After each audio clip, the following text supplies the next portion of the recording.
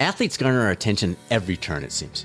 But what if our focus on them went beyond entertainment to actually learning something? What if the lessons from world-class athletes could actually improve our lives? Welcome to the latest episode of the Catalyst Health, Wellness, and Performance Coaching Podcast. I'm your host, Dr. Bradford Cooper of the Catalyst Coaching Institute, and today's guest, Dr. Noel Brick, is the co-author, along with Runner's World's Scott Douglas, of a brand new book that allows us to do exactly that. It's titled The Genius of Athletes: What World-Class Competitors Know That Can Change Your Life. I have a feeling you're online right now ordering it. In addition to being the author of this intriguing new book, Dr. Brick is a British Psychological Society chartered psychologist, a lecturer in sport and exercise psychology at Ulster University in Ireland, and a researcher on the psychology of endurance performance. We actually originally met face-to-face at the British Psychological Conference when we were both speaking in Belfast, Ireland, back in 2018, and got a chance to go out for a run together. We talked about it briefly at the beginning of the podcast. If you're leaning towards pursuing your board certification as a health and wellness coach, by the way, our August training sets you up perfectly for the timeline for that next MBHWC application. It also allows you to get things rolling before the registration price goes up. Our programs have all been filling up early, and this one will likely do the same. So check it out if you're interested. Details are at catalystcoachinginstitute.com, or always feel free. Drop us a note anytime. Results@catalystcoachinginstitute.com, and we'll set up a time to talk you through or to answer all your questions. Now, let's listen in as Dr. Noel Brick shares the genius of athletes on the latest episode of the Catalyst Health, Wellness, and Performance Coaching Podcast. Dr. Noel Brick, it is such a privilege. I am so excited about this book. Congratulations. Thank you, Brad, and I really appreciate your invitation to come along. And thank you. That's it's nice to hear some nice things about the book. So thank you. Well, and it's funny because you and I were trading a couple of emails. We've met on, I think, just one occasion, but that occasion was a good one because it was a run. We're both in Ireland for a conference, and you had organized a run for the group. I always thought they should have like a 5K because it's a group of sports psychologists, for goodness sakes. Why are we not racing to see if our stuff works? But at least we got out for a run together, so that was great. Let's jump right in. I love your reference right out of the gate. I think it's the first chapter. You referenced the dumb jock and how it's not really a thing anymore. You can't really be dumb and be an effective, results-oriented jock. Can you talk us through maybe it's never been that way, but why is it especially not that way now? Well, you're right. Maybe it's never been that way, or maybe there's a stereotype that sometimes athletes just, whether it's a simple sport like running that you just mentioned, just engage autopilot and just simply perform to the best of their abilities without any mental process, without any cognitive activity happening. And we know that's very, very much not the case. I mean, you were an outstanding athlete yourself as well as researching this. You understand both from the practice side of things, but also from the research side of things that actually there's a lot going on. There's a lot to think about in endurance activities and in sport in general. And similar to you, I mean, my research has been on what athletes focus on, what athletes think about, predominantly running, but broadly in the endurance field. On what has come out from some of the interviews that I've done with athletes, ranging from recreational beginner runners right the way through to Olympic athletes, is some of the strategies they use, some of the things they think about, how they manage their emotions in, really challenging, high pressure situations, how they build their confidence, what they say to themselves, their inner chatter, their self-talk. Some of these strategies are so sophisticated, and some of the things that they do to deal with some of the situations that arise are amazing. I mean, I've been sitting in interviews with Olympic athletes sometimes, and I'm just amazed in terms of what they say they think about and during those events. So there's kind of, I suppose, the first thing, the dumb jock stereotype. If it ever existed, certainly does not exist. And I guess as we go through this chat, we'll talk a bit more about some of those. But here's another thing that I think is really interesting as well. And this is kind of the kind of main goal, and I suppose the premise of the book that we wrote, is that a lot of these strategies apply to everyday life as well. And I think some of the feedback that we've got is that, a very simple kind of quote that I kind of remember is, you don't really know some of these things exist until you learn them or until you hear them. And when you learn some of these strategies, you realize for an athlete how useful they can be to help you overcome some challenges in sport. And that applies to everyday life, I think, as well, how we can use some of these same thinking strategies to overcome challenges in our everyday life too. I love that. And that's, I think, the subtitle of your book just grabbed me. What world-class competitors know that can change your life, not your athletic results, although it can do that, not your only physical pursuits, folks, we're talking about everything. I mean, that's what drew me into my PhD stuff was how can we take the mental toughness stuff and make it practical, functional? Great. The athletes, the Navy SEALs, they're doing this stuff, but is it applicable to what we're doing every day? And so, yeah, I'm very excited about this. So that's the next route I want to go here. How do these things run parallel as far as athletic lessons or things we learn or the athletes have learned at the top level and what we're doing on a daily, weekly, monthly basis? Yeah, I mean, I guess there's so much that we can learn from sport. One of the kind of a quote that I keep coming back to that was kind of originally put out there by one of the fathers of well, he was a cognitive psychologist, but really sports psychology in Ireland, Professor Aidan Moore. And he uses the term to describe sport as a natural laboratory where we could sort of study. I love it. I absolutely love it. And what he meant by that was that, there's so much that happens in sport that sort of in a microcosm of a game, even, things that happen in a game, the pressure we experience, the challenges, some moments we're up, some moments we're down. These scenarios, these situations play out in life as well. And what we can learn from sport is, how do athletes handle those situations? How do they stay calm and in the most pressurized, tense, big games with millions of people watching? I mean, that's a lot of pressure. Yet some athletes thrive in those situations. Some athletes exceed their usual performance in those situations. And, when you look underneath the hood, you realize that to do that, there's a lot of thinking goes on. There's a lot of self-talk that goes on. There's a lot of strategies that they use in preparation for games, what they say to themselves in the build-up. And when I think about how that applies to my life, I kind of think about situations like, I'm a lecturer at university. So, students preparing for an exam, it's something that's really, really important. If you're preparing to give a presentation and work, there's sometimes a lot of pressure. And so those same strategies, these are all performance contexts. These are all performance situations. And the emotions we experience are the same, no matter whether you're playing a Super Bowl or whether you've got an exam as an undergraduate student. The pressure and the demands of that situation can be just as big for both. And so the strategies that we use to deal with those situations can apply just as well too. And so that's what we try to do in this book. I think we try to, coming from the strategies that athletes use in sport, how can we apply those to everyday life? And what are some situations where they might apply? And for me, it was really fun because what I got to do, I guess, was dig into some of the research outside of my field, outside of the field of sport, and learn a little bit about how some of these strategies and some of the evidence for these strategies that apply in some of those contexts we mentioned there as well. But that's one that kept coming back to me, Brad, was that natural laboratory that Professor Aidan Moore spoke about. And I guess that's what we're trying to dig into and explore here a little bit as well. Right. Love that. You talk about Peter Galitzer's if-then planning, and it's clearly an evidence-based approach. It's not just something some motivational speaker came up with, like, hey, let's call it the if-then. It's a thing. It's been studied. The evidence is there. Can you walk us through what the strategy is, why it's so effective, and then why you recommend it for any of us to be using? Yeah, so this was a strategy that Gallwitzer developed in the 1990s. And I think in the original paper, he titled the original paper something like Big Effects from a Simple Strategy or Large Effects from a Simple Strategy or something like that. And so basically what he, through his research, noticed, and this has been, I guess, evidenced in a lot of research sense, is that, we all set goals, no matter what area of life. We all set goals. We all form intentions. We all have these things that we want to do. The classic example is probably New Year's resolution. But the difference is, and probably the common experience is we don't always follow through, right? We have these great plans, but we don't really follow through those through into actual behavior. And so Gottwitzer's idea was that, okay, well, first of all, understanding what the gap is. So the gap between our intentions and our actual behavior, and how do we bridge that gap? What can we do to ensure that we follow through in those intentions? And so he came up with this strategy, which he originally called an implementation intention, but which is more commonly known as if-then planning. And very simply what it is that let's say we set a goal. So let's say, for example, I want to run a 5K. Okay, so maybe that's my big goal. On the way to achieving that goal, I'm probably going to encounter a lot of obstacles. There's a lot of things, life Sure. is going to get in my way. I might come home from work and I feel tired, and I don't really feel like doing some running that night. So the if-then plan, first of all, what we do is we kind of understand, okay, what are the obstacles? So we think about what are the obstacles here. So those are the ifs. What are the situations that might get in the way of me following through on my goal?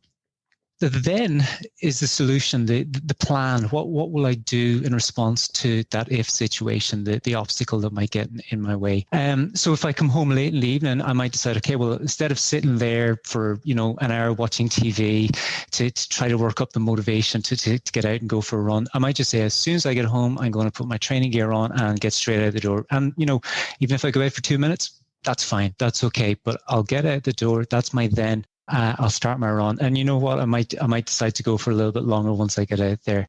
So this strategy has been applied mostly, probably in health-related behaviors. So whether that's exercise, whether that trying to follow a healthier eating plan, whatever it might be. But the principle is the same, that we identify those obstacles and then we have a plan in place to overcome those obstacles, if you like. What I actually really like, I suppose I kind of spoken about the response to a situation in terms of a behavior, so getting out the door to exercise. But actually, this applies to our thinking as well. So again, if I'm in a pressure situation, be it whether I'm an athlete or whether it's in work or a student or whatever it might be, and I come up against a situation where I feel, maybe I potentially feel panicked, or, somebody might throw me a question in a podcast that I haven't prepared. Never happens here. Okay. So what's my then? How will I handle that situation? And I might be, okay, well, what will I say to myself? How will I stay calm? These are not behaviors. These are my thoughts. These are the things I will do to respond in that situation. And again, that can be extremely effective. And when I'm kind of working with some athletes, and I'm kind of presenting this strategy because I think it's so incredibly useful. If you think about it this way, if you're going into a situation where you might have some doubts or some worries, and those worries could be, what if this happens? What if that happens? Well, if you have a plan in terms of how you're going to respond in that situation, how you're going to deal with it, then it's not so much of a worry anymore, is it? Because, if it happens, well, I know what I'm going to do, or I know at least how I'll try to handle that situation. It almost balances expectations. Instead of us saying, I'm going to do this 5K, it's going to be easy, it's going to be great, my friends do it. It's balancing out, you know what, this is probably going to happen, this might happen, this could happen. And so then we're not surprised when it comes about, and you got the plan. Exactly. And actually, that's a really good way of looking at it, because you're right. It becomes a little bit more realistic. You consider the ifs, you consider the obstacles. And even, we might not get it right all the time. We might come across an obstacle and it might get in our way for a day. Absolutely. But that's a huge learning opportunity. And okay, if I come across that again, what would I do differently? How would I handle that situation a little bit differently? And again, this is where our if-then plans can evolve and can grow and can mature as we go through the process of running a 5K or whatever it might be. Really like that. And for the coaches that are listening, teachers, managers, parents, think of how simple that is. I mean, you could use this with a 9-year-old child. You could use it with a new employee. It's great. Now, is there any danger of too many obstacles? As I go through that, I start, I'm going to be tired. I'm going to be hungry. I'm going to hurt my foot. I'm going to, whatever. And then you look at it and you go, well, I'm not running a 5K. This is insane. Is there, do you say, look for the most obvious 5, or do you cap that, or is that completely individualized?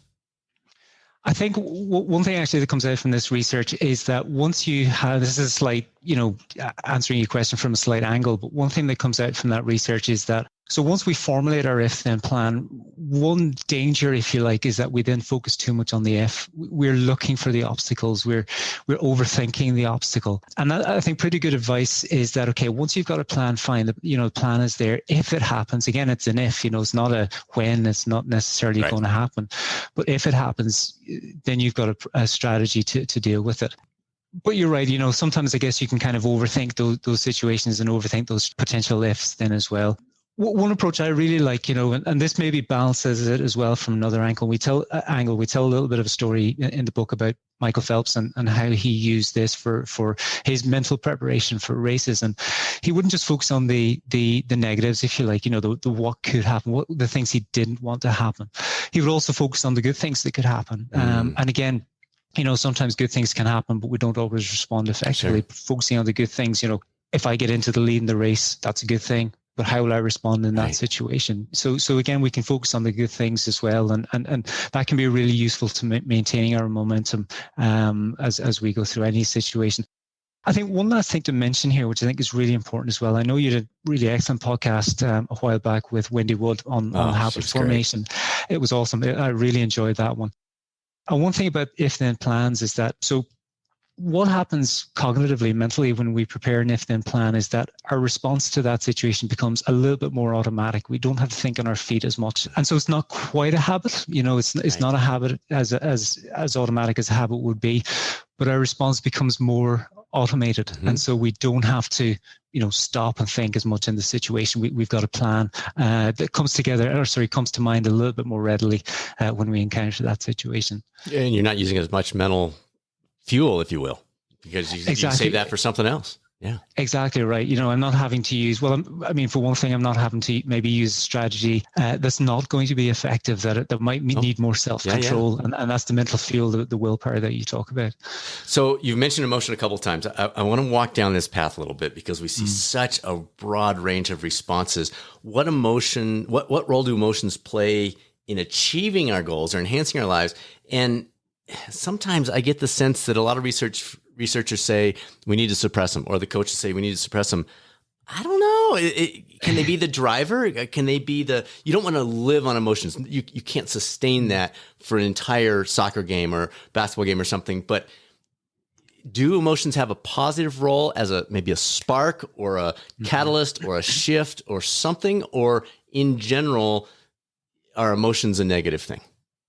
I think one point that I think is so important, well, there's many points, but in terms of this, a first point that I think is really important is, we often kind of think about certain emotions as being either good or bad, So we might think of being anxious or concerned about something as inherently bad and something that we want to avoid, and something actually by avoiding we try to suppress. And, if somebody asked me a question about this when I was a kid watching sport, what I would observe with athletes, I would have thought, oh gosh, they must be suppressing their anxiety, their nerves, their worries. They have to just push them down. But actually, it's much more sophisticated than that. And what athletes are doing isn't really about suppression.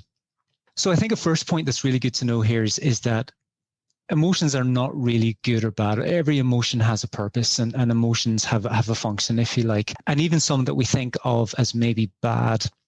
So if we take the example I mentioned, anxiety or its near neighbor concern, which is a healthier form, being concerned about something. So if an athlete, for example, is concerned before a race, or if somebody's concerned before a presentation or an interview or whatever, that can be a useful thing. That can signal certain information to us about, am I prepared for this situation? Have I done the things I need to do in this situation to be the best, to perform the best that I can? So that feeling of concern or that feeling of anxiety can actually be an important cue, an important driver. And if we listen to it, and if we tune into it, and if we use that as a source of information, then actually what it's telling us is, maybe I need to do a little bit more preparation here. I'm not quite ready for certain situations that might happen in a race or in a presentation or an exam or whatever it might be. And so this actually sometimes can tie quite neatly back to the if-then plan, that we spoke about previously. Anger is another one, and we speak a little bit about this too, that again, we often think about anger as being bad, but actually anger can be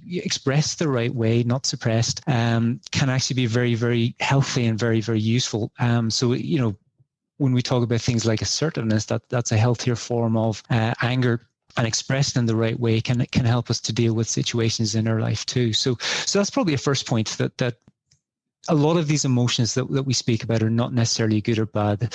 They can be pleasant or unpleasant, but in the right context and expressed the right way, they can also be very helpful as well. So that's the first thing. In terms of suppression, there's actually a really neat study, that we sort of speak a little bit about. And I hope it's okay if you've read the book, Brad. So I hope it's okay to talk about. Oh, absolutely, absolutely. Because folks, they're going to need to pull this thing up. This has got all the stuff we're talking about and even more.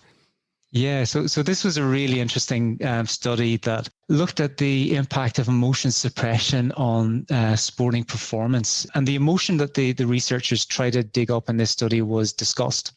So what they did was they had participants do a series of 10K cycling time trials, and they asked them to do each one as quickly as possible. The first one was just a baseline. So basically, no special conditions or anything like that. It was just get on the bike, cycle as far as you can, or as fast as you can for a 10K. But the second and third, what they did was they showed the participants a video before the second and third time trials. And this was a video which was designed to elicit disgust. So what they had was somebody throw up in the video and then eat it back down again, which, I mean, I haven't seen this video, but it sounds absolutely horrendous. Now, you've expressed your feelings right there. Yeah. And in one condition, participants were allowed to express how they felt in whatever way they wanted. But in the other condition, they had to suppress that emotion. So they couldn't, make any verbalizations. They couldn't even express it, in terms of their body language or facial expression or anything like that. They just had to suppress it right down. And what they found was that the suppression trial was performed about 2.3% slower than the non-suppression trial. Which is about 25 seconds for these participants. And what that shows, just a very simple emotions suppression task like that can impact sporting performance. And the reason they suggested is because when we try to suppress our emotions, use the term earlier, it takes a lot of fuel. It takes a lot of mental fuel to suppress those. It takes a lot of self-control or willpower.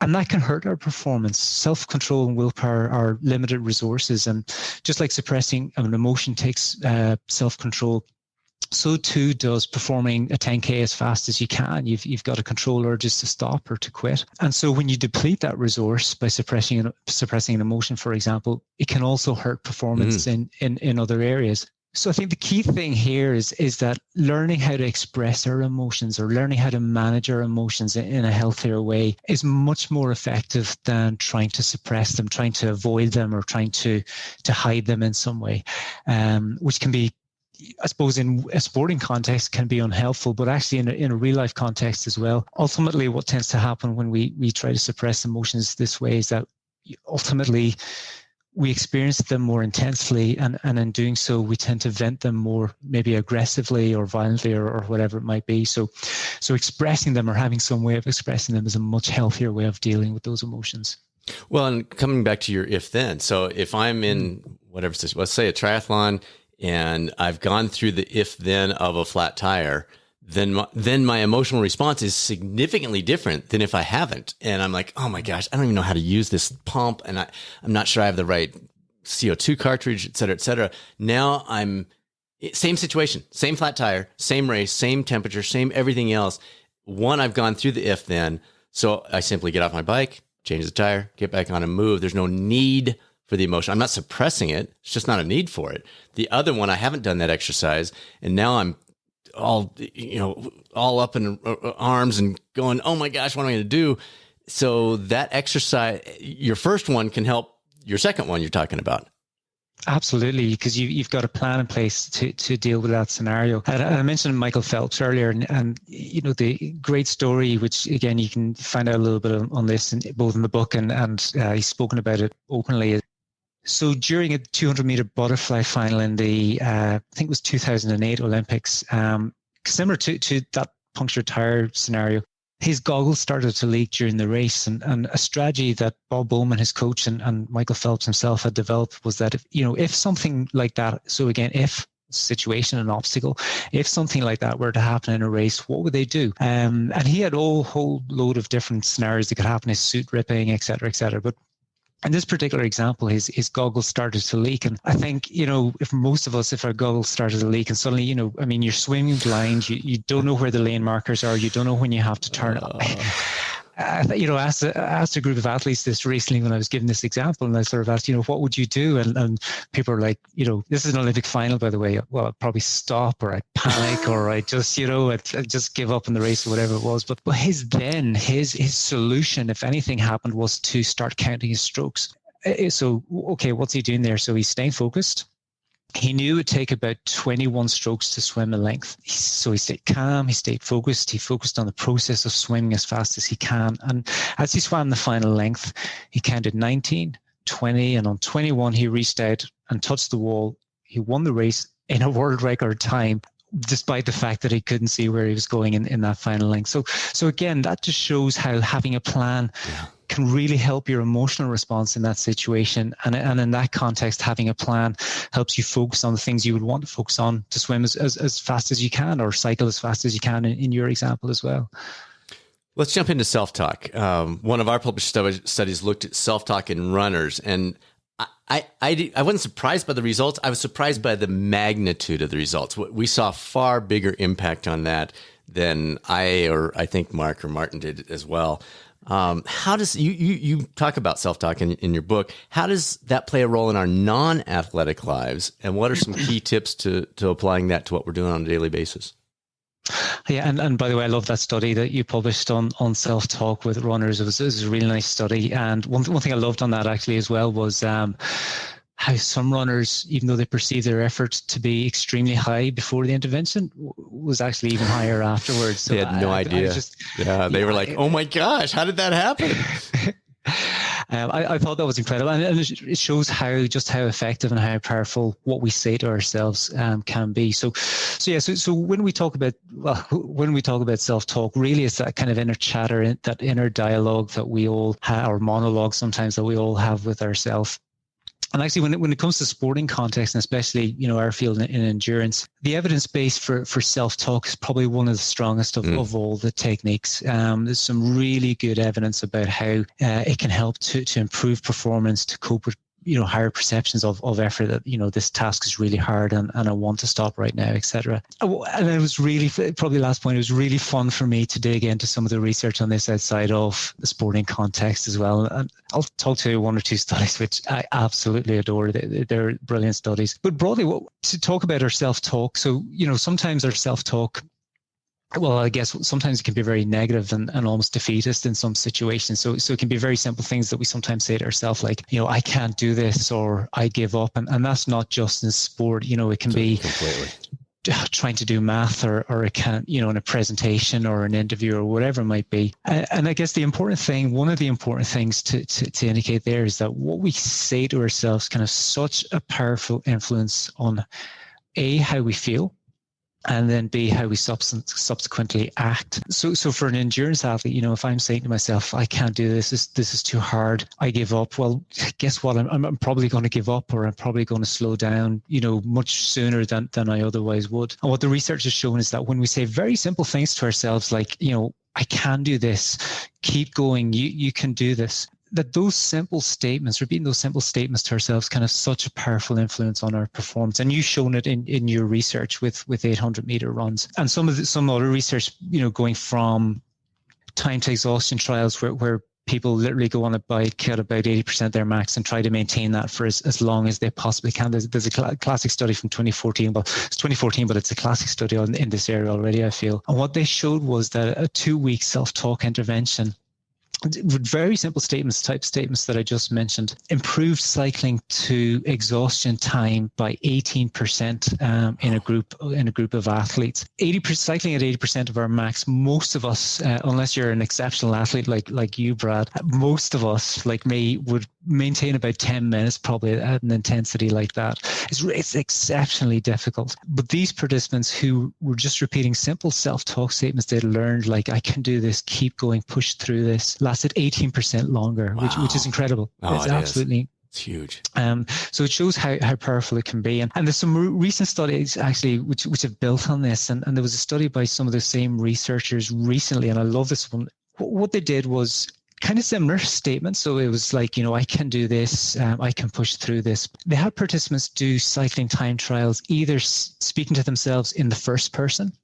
So again, I can do this, I can push through this, or in the third person. So you can do this, you can push through this. And what they found was actually the participants in the third person condition performed faster than they did in the first person, even though they found the statements equally motivating in both conditions. Right. Yeah. And what they suggested was when we speak to ourselves in the second person, in the third person, like, you can do this, or I might say to myself, come on, Noel, you can do this. Yeah. Yeah.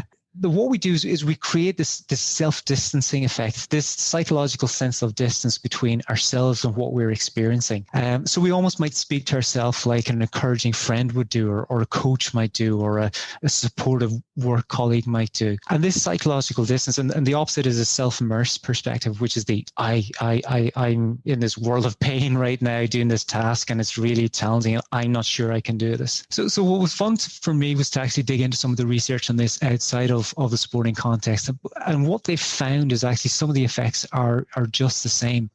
That when people speak to themselves and create in the third person and create this self-distance perspective, that pressurized situations seem less anxiety provoking. Performance rated objectively. So this might be the performance of somebody giving a presentation, for example. They're rated as more coherent, more fluent by somebody when they're speaking to themselves in the third person rather than in the first person condition. And the one I absolutely loved, an example from one of these studies that I absolutely loved, Brad, was an account of somebody who's going on their first date, and they were really anxious about their first date, and they gave an account of the narrative, and it was things like, oh, you can do this. Why did I say that? Come on, man, pull it together, get through this, And so it was this, again, it showed how when we speak to ourselves in the first person, this, oh, why did I say that? That can be really anxiety provoking. But when we take a step back, that self-distancing, you can do this, you can get it back together, whatever it might be, can be really helpful. So those are some areas from self-talk that I love, and the real fun that I think was really finding out how that can help in everyday life as well. I've been practicing my third person self-talk a lot since reading some of this research. I love it. Two things came to mind. One, I was trying to learn to tie a bow tie a couple of years ago, and I could not get it. And I'm just like, you're an idiot. You can never eye-hand coordination. And then I'm like, dude, you've got 4 college degrees. I think you can learn to tie a bow tie. And the very next time, I got it. It was just that like recentering and not just flying off the handle and you're such an idiot, whatever, but putting in perspective. And that begs my other question. I wonder, does self-listening precede self-talk? Is it that recognition of, you're not making sense, Brad. Of course you can learn to tie a bow tie. Take a step back. Have you seen anything like that about the self-listen? I don't remember seeing any reference to self-listening, but would self-listening naturally need to precede self-talk? I think that's an absolutely great point. I think it's what's important. I think in terms of a first step is becoming aware of our self-talk, and in any self-talk intervention, that's really the first thing. And the way we might do that is, really as simple as sometimes keeping a diary. What do I say to myself in certain situations? And then the next part is, how does that make me feel? So if I'm in a performance context, be it sport or in another area of life, what story do I tell myself? What do I tell myself in that situation? And if the statements I notice are things like, I suck at this, I'm terrible, I can't do this. Right. And then becoming more aware of actually how that makes me feel. And I think the key point in this is, and this is coming from kind of a cognitive behavioral perspective, is that often we think that it's a situation that makes us feel a certain way. So I'm terrible at exams. I hate whatever it might be. I always perform poorly in whatever the context is. But when we become aware of our thoughts and what we say to ourselves, the realization there very often is that it's not the situation that makes me feel this way. It's what I say to myself that makes me feel this way. And that's where I think the listening comes in, the awareness kind of comes in. And once we develop that awareness, then it becomes, we become less focused on the situation, like avoiding a presentation or whatever it might be, and more about the story, the things we say to ourselves in that situation. And I guess the last bit then is kind of changing our self-talk so that we're using statements that are more encouraging, more supportive, maybe even sometimes more self-calming in that situation to help us manage our emotional response. Self-listening is a great term to use because that's where we develop the awareness, I think, for a strategy then like a self-talk intervention to become more beneficial and more helpful. So let's jump into this idea of momentum. Chapter 8, I think that from my perspective, might be your most important chapter in the whole book.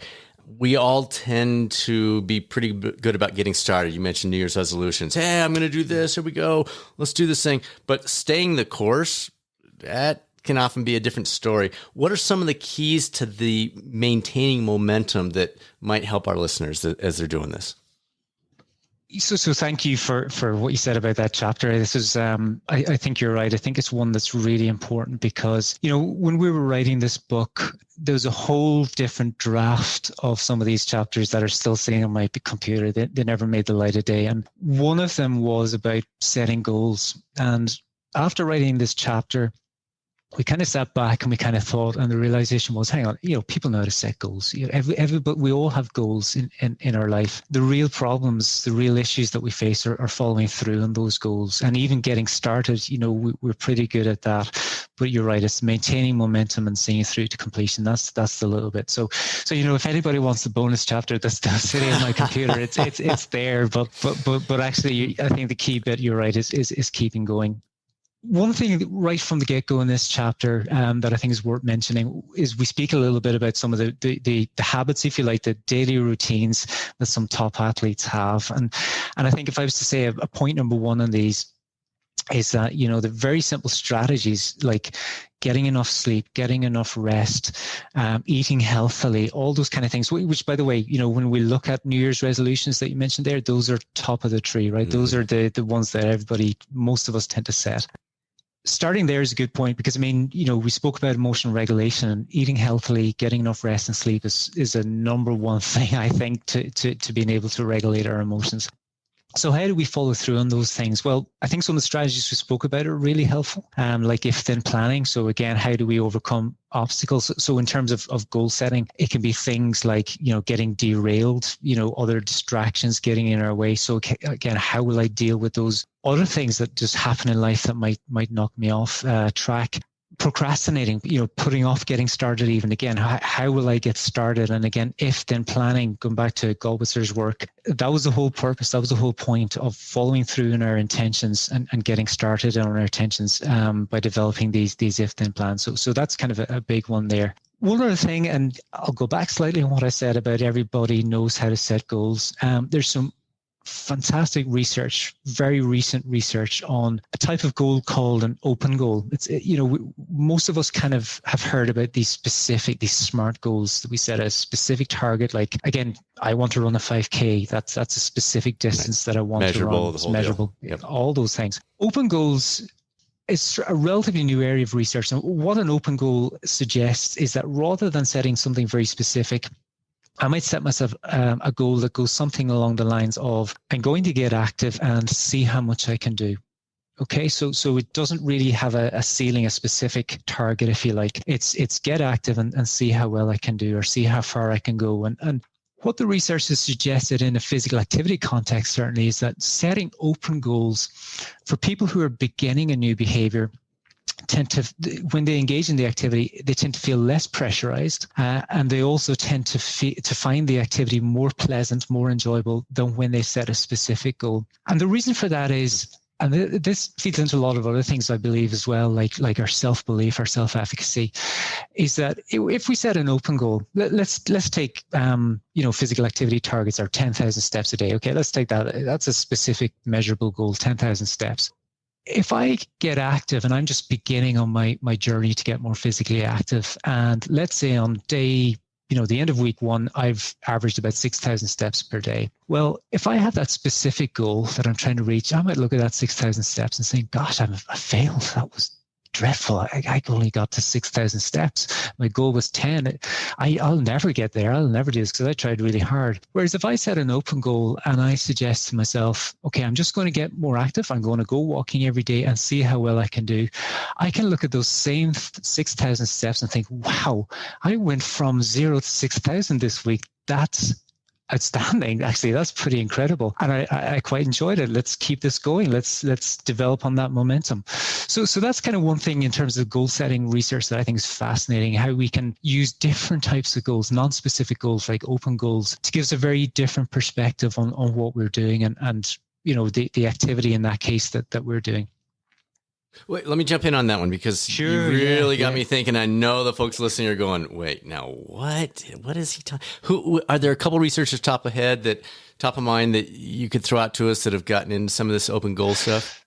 Absolutely. So probably the main guy who's leading this area of research is Christian Swan. He's he's actually an Irish researcher, but he's based in a university in Australia. And for about the past 4 years, he's been one of the main guys who's been developing the research in this area. Another group of researchers based in the University of Lincoln in England are Patricia Jackman and Rebecca Hawkins, and they've done some nice research recently as well on physical activity.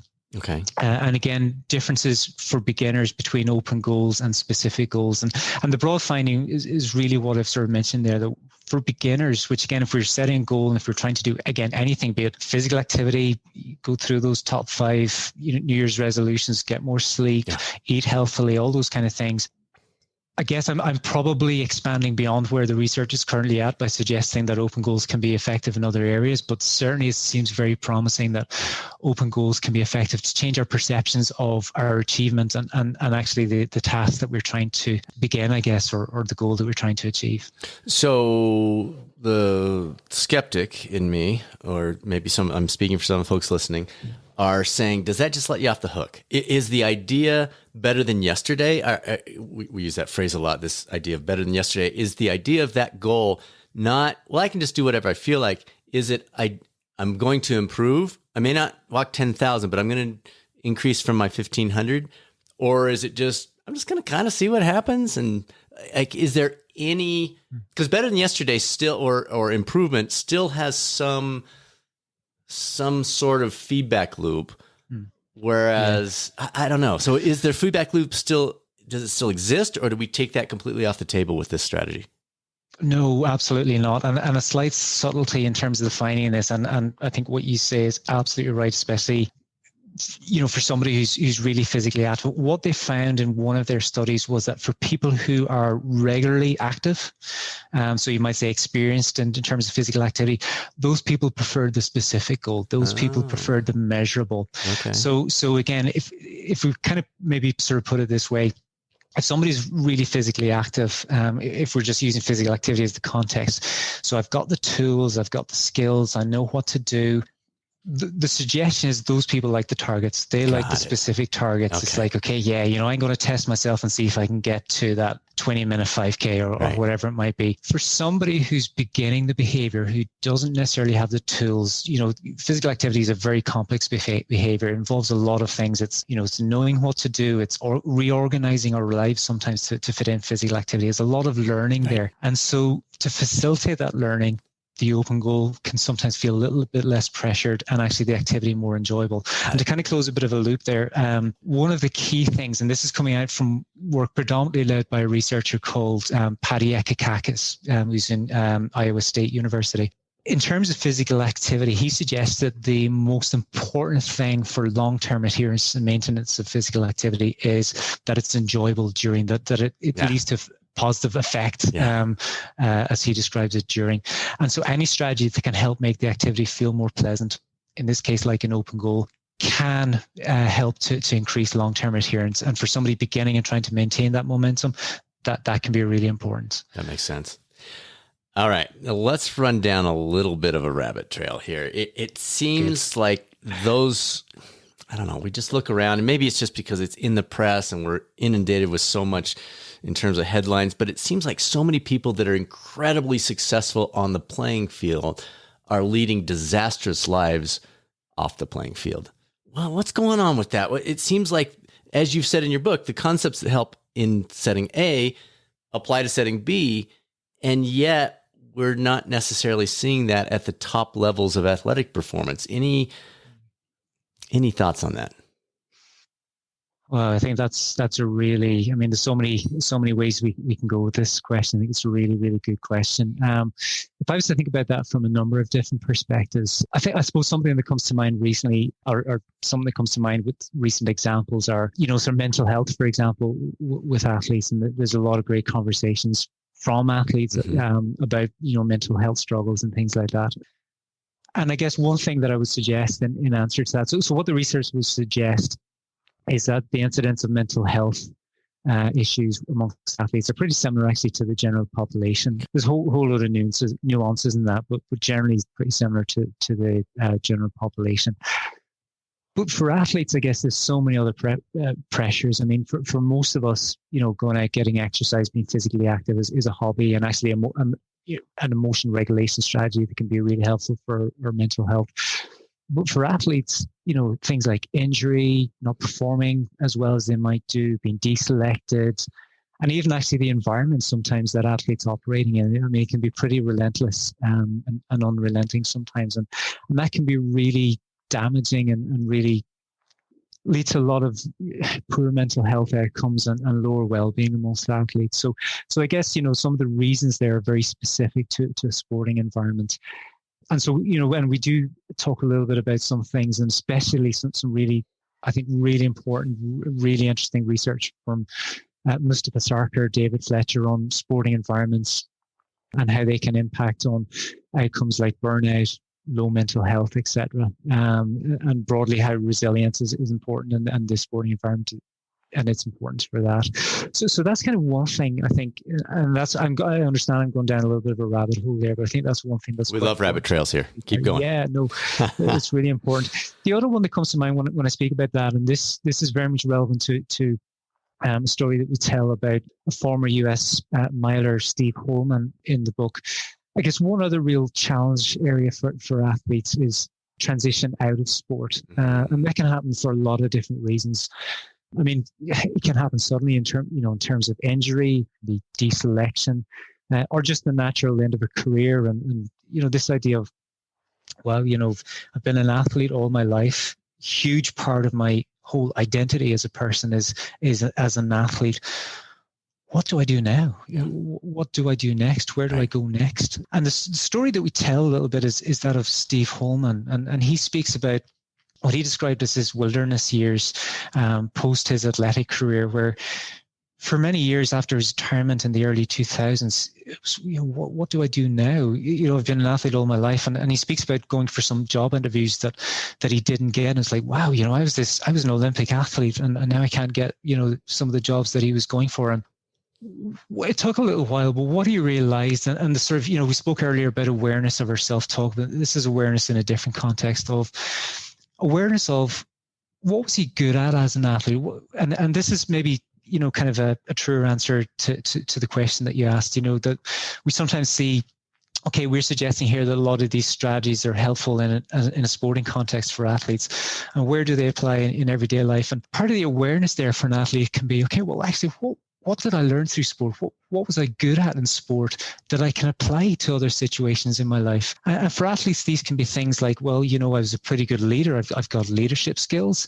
I was pretty organized in my life. Are there areas of work where where those skills, I'm self-motivated, I'm really driven, I can handle pressurized situations, all these sort of skills. The reflection there can be, yeah. Well, okay, how do they apply to everyday life? And Steve Holman talks a little bit about that learning process of, what was I good at as an athlete? And one thing he realized was actually, I really love to learn new things. And he decided to go back to college and study business. And he's now senior executive at a financial services firm. So he kind of worked his way through, I guess, the climbed his way up the ladder in terms of his business career post-sport. So I think that's one really important reflection is what am I good at as an athlete and how can that apply to other areas of life for that one scenario in terms of transitioning out of sport.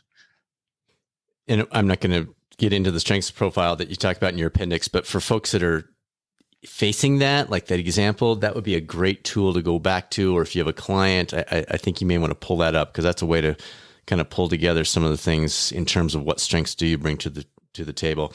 All right, last one, my friend. Of all the keys you cover in the book and in your research, you don't have to stay to the book here. What's the greatest opportunity that most of us are missing out on right now that you want to leave us with as we kind of close the window on this thing?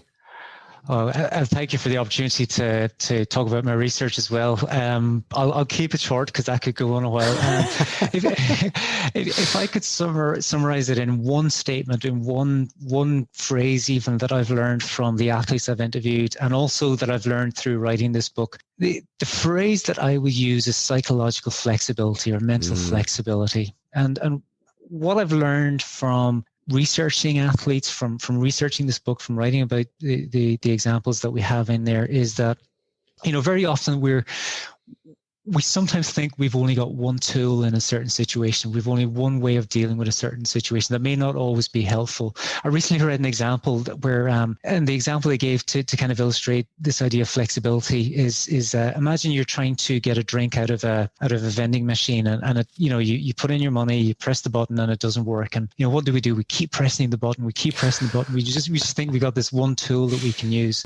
To move away from that analogy, the idea of flexibility is that there's lots of different tools that we can use in the same situation. And that might be different tools that we can use to manage our emotions, the different things that we can say to ourselves that we spoke about. And again, going right back to that if-then planning different ways that we can respond to challenges, to obstacles that we might experience. So to summarize it, I think that idea of psychological flexibility, and we try to write this book in this way, that there's all these different tools.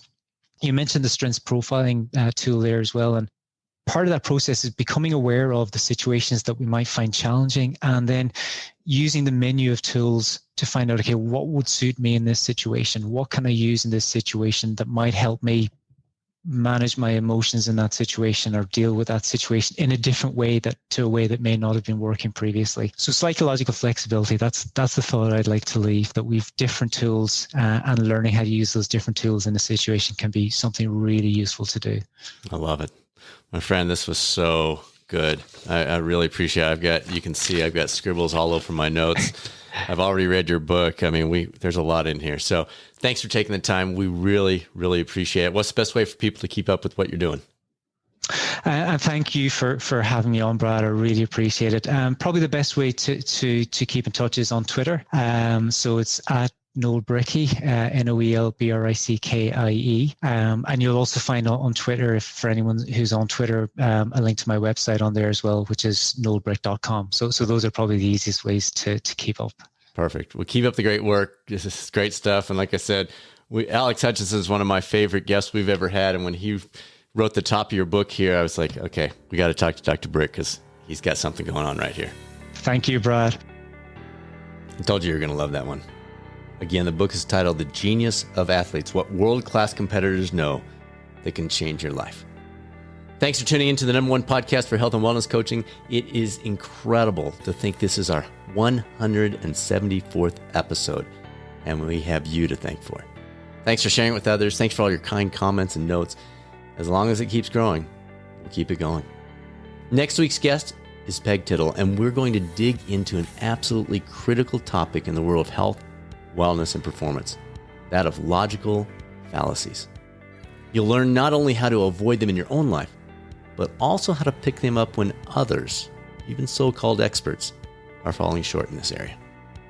Now it's time to be a catalyst on this journey of life, the chance to make a positive difference in the world while simultaneously improving our own lives, which is the essence of being a catalyst.